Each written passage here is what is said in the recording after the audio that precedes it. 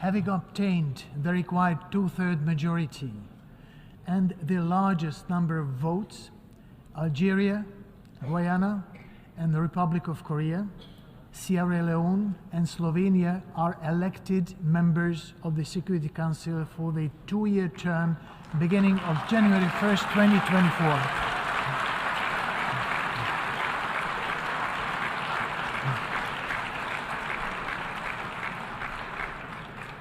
I congratulate the states which have just been elected members of the Security Council, and I thank the tellers for their assistance in this election.